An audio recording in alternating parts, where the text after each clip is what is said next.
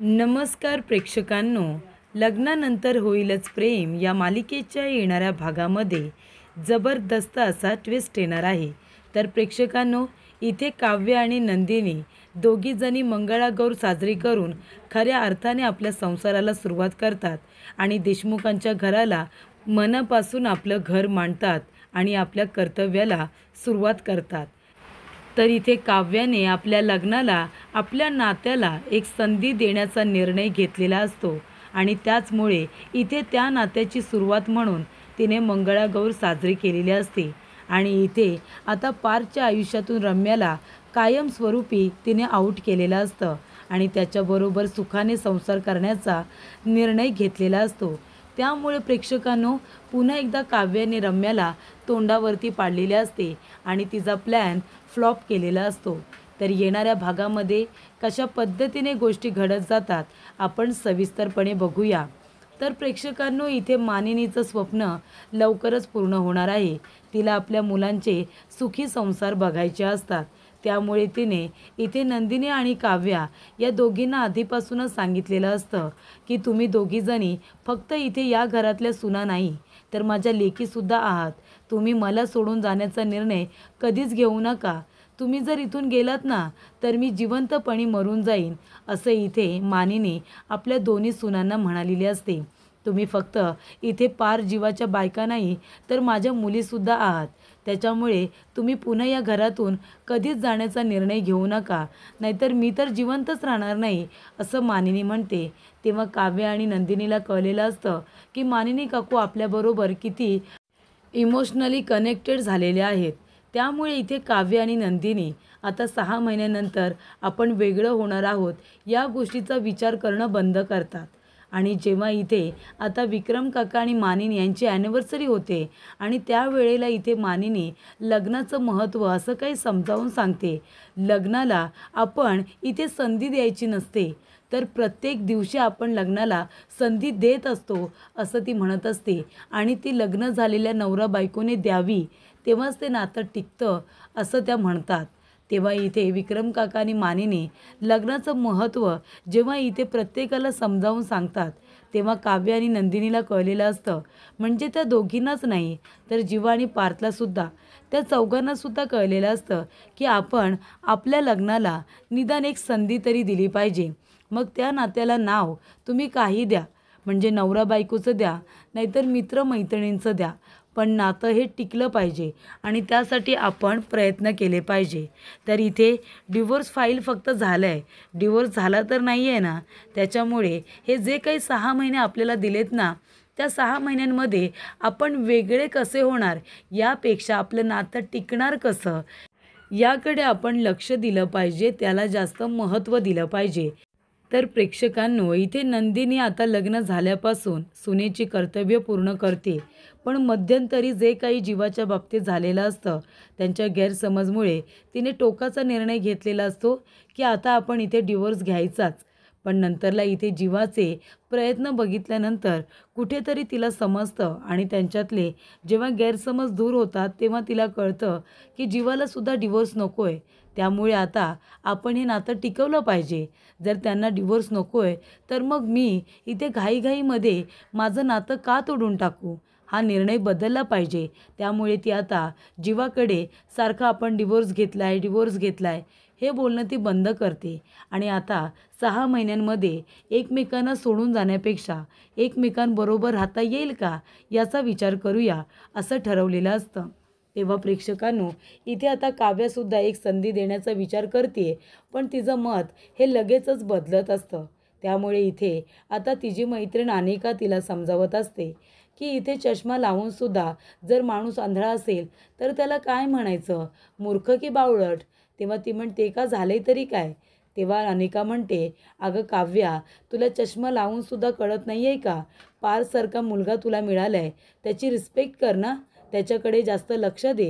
अगं त्याच्यासारखा मुलगा तुला शोधूनसुद्धा सापडणार नाही आहे. बघ ना, नवरा म्हणून तो तुझी किती काळजी घेतो, ते तुला दिसत नाही आहे का? तर इथे अनिका एक चांगली मैत्रीण म्हणून सारखे सारखे काव्याचे डोळे उघडतच असते. त्यानंतर इथे आता नंदिनी खूपच जास्त काळजी घेत असते ती पिहूची, कारण पिहू मनातली गोष्ट कुणाबरोबर शेअर करत नसते.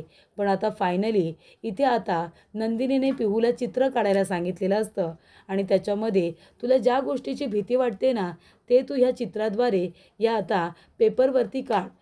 तर नंदिनीने इथे आता ड्रॉइंग पेपर दिलेला असतो, त्याच्यावरती पिहूने सगळी भीती तिची रेखाटलेली असते. तेव्हा तिने आता नंदिनीला सांगितलेलं असतं की मी वसुमावशीचं बोलणं ऐकलं. तिने तुझ्याच लग्नामधून दीपकला सांगून तुला किडनॅप करायला लावलं होतं आणि हे मी तिचं बोलणं ऐकलं होतं आणि मला भीती वाटली होती. हे सत्य मी तुला सांगणारसुद्धा होते, पण वसुमावशीने मला धमकी दिली होती की घरातून बाहेर काढेन म्हणून. हे सत्य जेव्हा नंदिनीला कळतं, तिच्या पायाखालची जमीनच सरकते. त्यानंतर प्रेक्षकांनो, इथे मानिनी काकू मंगळागौर साजरी करून आलेले असतात आपल्या भाचीची. तेव्हा त्या घरी आल्यानंतर म्हणतात की माझ्यासुद्धा नवीन 2 सुना आहेत, मग त्यांचीसुद्धा लग्नानंतरची ही पहिली मंगळागौर साजरी केली पाहिजे ना. तेव्हा इथे आता काव्य आणि नंदिनी या दोघींनासुद्धा मानिनी म्हणतात की आपण घरामध्ये मंगळागौर साजरी करतोय, लग्नानंतरची तुमची पहिली मंगळागौर. तेव्हा इथे नंदिनी आणि काव्या दोघीजणीही तयार होतात. तेव्हा इथे जीवा म्हणत असतो, नंदिनी तू मंगळागौर साजरी करणार आहेस का? तेव्हा ती म्हणत असते, हो. काय प्रॉब्लेम आहे, मंगळागौर साजरी करू नको का, की त्यातही तुम्हाला बोलायचंच आहे? तेव्हा जीवा म्हणतो, नाही, मला असं वाटलं होतं तू मनापासून तयार नाही होणार, म्हणून विचार केला. मनाविरुद्ध करण्यापेक्षा मंगळागौर नको साजरी करू, तुझी इच्छा नसेल तर. तेव्हा नंदिनी म्हणते, हे बघा, तुम्ही आता ठरवू नका मी काय करायचं आणि काय नाही ते. कळलं तुम्हाला? मला आईंसाठी मंगळागौर साजरी करायची आहे, तुम्ही नका मला सांगू. तेव्हा इथे जीवा म्हणतो, ठीक आहे, तुला मंगळागौर साजरी करायची असेल तर तू कर. ती म्हणते, हो मी करणारच आहे. आणि इथे नंदिनी म्हणते, आई मंगळागौरची सगळी तयारी मी करेन, तुम्ही फक्त सांगा कशी आणि काय काय करायचं आहे ते. तेव्हा मानिनी म्हणते, ठीक आहे, आजूबाजूच्या बायकांना निमंत्रण द्यायचं आहे ते मी देईनच, मी त्यांना सगळ्यांना फोन करेन, तू नको काळजी करू. त्यानंतर प्रेक्षकांनो, इथे आता पार्थ काव्याला म्हणत असतो की तुम्हाला काही गरज नाही आहे मंगळागौर साजरी करायची. तेव्हा काव्या म्हणते, का देशमुख, मी काय करायचं ते तुम्ही ठरवू नका, मला मंगळागौर साजरी करायची आहे. तेव्हा इथे पार्थ म्हणतो, पण तुम्हाला तर हे सगळं आवडतच नाही ना, 6 महिन्यानंतर तुम्हाला इथून पळून जायचं आहे. तेव्हा इथे आता काव्य म्हणत असते, 6 महिन्यानंतर तुमचीसुद्धा सुटका होणारच आहे, पण तोपर्यंत काय करायचं हे तुम्ही सांगू नका, मला मंगळागौर साजरी करायची आहे आणि ती मी मनापासून करणारच. तेव्हा इथे आता पार्थला तेच हवं असतं, पण तो फक्त काव्याचं मत बघत असतो. त्यानंतर मंगळागौर साजरी करणार तर इथे विक्रम काका खूपच जास्त उत्साही असतात. विक्रम काका म्हणतात, अरे वा, माझ्या आता दोन्ही नवीन सुना त्यांची मंगळागौर होणार आहे, लग्नानंतरची पहिली मंगळागौर. एकदम इथे जय्यत तयारी झाली पाहिजे मंगळागौरची आणि सगळ्या बायकांनी फक्त आराम करायचा. तुम्हाला जी जी काही तयारी करून घ्यायची आहे आमच्याकडून करून घ्यायची. इथे नाश्ता वगैरे जेवण सगळं मी बाहेरून ऑर्डर करणार, तुम्ही घरामध्ये बनवत बसायचं नाही, फक्त नटायचं आणि दिवसभर खेळ खेळायचे, ठीक आहे ना. तरी ते विक्रम काका इथे अगदी मुलींप्रमाणे काव्या नंदिनीजवळ वागत असतात, ते आपण बघतच आलो आहे. मात्र इथे रम्याला असं वाटत असतं की काव्या काही मंगळागौर साजरी करणार नाही. वसू म्हणत असते, अगं तुला माहिती आहे का रम्या, आता या मानिनीला तिच्या सुनांची मंगळागौर करायची आहे, आता काय करायचं? ती काव्य करेल असं मला वाटत नाही. तेव्हा इथे रम्या म्हणत असते, नाहीतर काय, काव्य कुठे करणार आहे, ती नंदिनी जाईल करायला. पण ती काव्य काही आता मंगळागौरसाठी तयार नाही होणार आणि तसंही अगं ते आता एकमेकांना डिवोर्स देणार आहेत, ते कुठे मंगळागौर साजरी करतायत, बघच तू. तेव्हा प्रेक्षकांनो, इथे आता मंगळागौरची सगळ्यात मोठी तयारी तर काव्याने केलेली असते.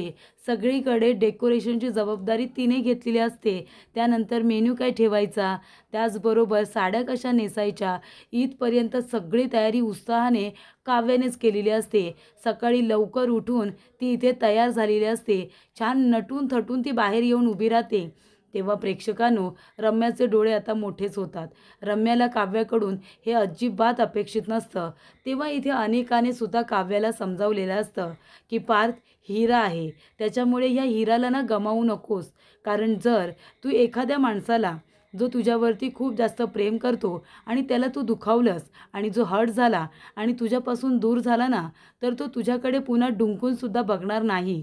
तेव्हा इथे काव्याला आठवतं, ज्या वेळेला पार्थ हर्ट झालेला असतो त्यावेळेला तो काव्याकडे बघतसुद्धा नसतो. तेव्हा इथे काव्याने पार्थला बोलण्यासाठी खूप प्रयत्न केलेले असतात आणि आता कुठे पार्थ तिच्याजवळ थोडासा बोलायला लागलेला असतो, तर इथे काव्या पुन्हा त्याच्यावरती चिडचिड करायला लागलेली असते. तेव्हा इथे अनेकाने समजावलेलं असतं की जे काही बोलतेस, जे काही वागतेस, त्याला थोडासा विचार करत जा. समोरचा माणूस हर्ट होईल एवढं पण त्याला बोलायचं नाही. तेव्हा इथे काव्याच्या डोक्यामध्ये अनेकाने थोडासा प्रकाश पाडलेला असतो. त्यानंतर प्रेक्षकांनो, इथे वसू म्हणत असते, "काय गं रम्या, तू तर म्हणाली होतीस की काव्या तयार होणार नाही मंगळागौरसाठी. तिकडे बघ, सगळ्यात आधी तर ती तयार झाली आणि उत्साह तर बघ ना, आणि इथे नऊवारी वगैरे नेसली." तेव्हा इथे काव्याला नजर लागेल इतकी ती सुंदर दिसत असते. तेव्हा रम्याला खूपच जास्त राग येतो. रम्या म्हणत असते, "काय गं आई, एकीकडे डिव्होर्स फाईल करतायत आणि एकीकडे मंगळागौर पण साजरी करतायत. यांचं नेमकं चाललंय तरी काय?" तेव्हा रम्या येते आणि म्हणते, "काय गं काव्या, तुला तर इथे आता सण वगैरे साजरे करायला आवडत नाही ना, आणि चक्क मंगळागौरीला तयारसुद्धा झाली आहेस." तेव्हा इथे ती म्हणत असते, "का आता पार्थला मनापासून नवरा मानतेस की काय?" तेव्हा काव्या म्हणते, "नवरा मानायची गरज काय आहे? ते माझे नवराच आहेत. तुला माहिती नाही आहे का? पार्थ माझा नवराच आहे अगं. मानायची गरज काय आहे त्यांना?" तेव्हा इथे आता रम्याला ती म्हणत असते, "एक गोष्ट लक्षात ठेव रम्या, मी रागवते, चिडते, पण सत्य बदलणार आहे का? माझ्या लक्षात आहे, मी कधीच विसरत नाही की मी या घरची सून आहे आणि पार देशमुखची बायको आहे. हे सत्य बदलणार आहे का? बाहेर गेल्यानंतर सगळेजण मला काय बोलतात की काव्या ही पारची बायको आहे. मग ते मी विसरेन का? अजिबात नाही. आणि आता तर लग्नानंतरची पहिली मंगळागौर आहे, मग ती तर साजरी करायलाच हवी ना. मग त्यासाठी मी पार्थला नवरा मानते की नाही, असा प्रश्न तुला पडलाच कसा? मी त्यांची बायको आहे म्हणून तर मंगळागौरसाठी तयार झाले ना." तेव्हा इथे आता पार्थ तिचं बोलणं ऐकत असतो. तेव्हा पार्थला खूप आनंद होतो जेव्हा काव्या इथे त्याला नवरा असं म्हणते आणि इथे त्याच्यासाठी ती मंगळागौरसुद्धा करते. हे सगळं त्याला खूप आवडतं. पण मनामध्ये तो पुन्हा घाबरत असतो. त्याला असं वाटत असतं की हे सगळं करत असताना पुन्हा तिचा विचार बदलला आणि ती मला सोडून जायची गोष्टी करायला लागली तर? तेव्हा इथे पार्थ आता काव्याकडे बघत नसतो. तेव्हा काव्या वाट बघत असते की कधी एकदा पार्थ माझ्याकडे बघतोय आणि मी इथे त्याला विचारते की मी कशी दिसते, मला कॉम्प्लिमेंट देतोय. असं पार्थ आता काहीच बोलत नाही, उलट तिला इग्नोर करत असतो. तेव्हा प्रेक्षकांनो, इथे आता काव्या म्हणत असते, "काय पार्थ देशमुख, चष्मा लावूनसुद्धा नीट दिसत नाही आहे वाटतं." तेव्हा पार्थ म्हणतो, "का? असं का विचारताय तुम्ही?" तेव्हा काव्या म्हणते, "नाही, चष्मा लावला आहेत, माझ्याकडे बघताय सुद्धा, पण मला अजून सांगितलं नाहीत ना तुम्ही, मी कशी दिसते ते."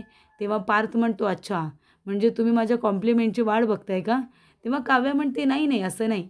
नेहमी तर तुम्ही उत्साहाने सांगता ना, मी कशी दिसते, कशी नाही, म्हणून विचारलं. आज काही बोललात कसे नाही." तेव्हा इथे पार्थ काहीच बोलत नाही. उलट रम्याला म्हणतो, "रम्या, तू सुद्धा छान दिसतेस आज." आणि तेवढ्यातच तिथे नंदिनीसुद्धा तयार होऊन येते. तेव्हा इथे जीवा नंदिनीला बघितल्यानंतर लगेचच म्हणतो की, "नंदिनी, खूप छान दिसतेस तू." तेव्हा पार्थ म्हणतो, "हो ना, नंदिनी, खरंच खूपच छान दिसताय तुम्ही सगळ्याजणी." आणि इथे मानिनीसुद्धा आलेली असते. मानिनी म्हणते, "वाह वाह, माझ्या दोन्ही सुना किती छान दिसतायत गं. कुणाची दृष्ट लागायला नको. टिक्का लावत्या तुम्हाला काळजाचा, कुणाची दृष्ट लागायला नको ना म्हणून." तेव्हा इथे पार्थ म्हणतो, "आई, अगं यांना लावायची काय गरज आहे? त्यांच्या बोलण्यानेच माणसाची दृष्ट नाही लागणार त्यांना. त्यांचं ते कडू बोलणं आहे ना, काळं बोलणं, त्यामुळे यांना दृष्ट नाही लागणार." तेव्हा काव्या म्हणते, "देशमुख, तुम्ही जरा जास्तच बोलता असं नाही वाटत तुम्हाला?" तेव्हा पार्थ म्हणतो, "मी बोलतोच कुठे? बोलता तर तुम्हीच, नाही का?" तेव्हा इथे आता काव्याला असं वाटत असतं, किती खडूस आहे हा माणूस. म्हणजे मी कशी दिसते ते साधी मला कॉम्प्लिमेंटसुद्धा दिली नाही. उगाच याची वाट बघत होते की मी कशी दिसते हे सांगायला. त्यानंतर प्रेक्षकांनो, इथे आता काव्य त्याच्याकडे रागाने बघत असते. तेव्हा इथे पार्थ येतो आणि म्हणतो की मुंग्या लागतील इतक्या सुंदर दिसताय, खरंच खूप सुंदर दिसताय तुम्ही. तेव्हा इथे काव्या लगेचच हसायला लागते. तर इथे जीवासुद्धा नंदिनीचं कौतुक करतो. तिला म्हणतो खूप सुंदर दिसतेस तू नंदिनी. त्यानंतर इथे मंगळागौरसाठी आता बायका यायला सुरुवात होतात. मग त्या आल्यानंतर इथे आधीच सर्व पुरुषांना नाश्ता वगैरे देऊन मानिनी, नंदिनी, काव्या यांनी रेडी केलेलं असतं. तेव्हा सगळेजण आता बाहेर आपापल्या कामाला निघून जातात आणि इथे सर्व बायका येतात आणि आनंदाने मंगळागौरीचे खेळ खेळत असतात. सगळ्याजणी नंदिनी, काव्याचं भरभरून कौतुक करतात. तेव्हा इथे काव्य आणि नंदिनीला इतका आनंदी बघितल्यानंतर वसू आत्या आणि रम्या दोघींना सुद्धा राग येत असतो. तेव्हा रम्याला इथे आता काव्याने बरोबर उत्तर दिलेलं असतं. ती म्हणते की मी या घरची सून आणि पारची बायको आहे, त्या अधिकारानेच मी मंगळागौर खेळते, बरोबर की नाही. त्यामुळे इथे आता पुन्हा एकदा रम्याला तोंडावरती पाडत नंदिनी आणि काव्याने मानिनीचं मन हे जिंकलेलं असतं.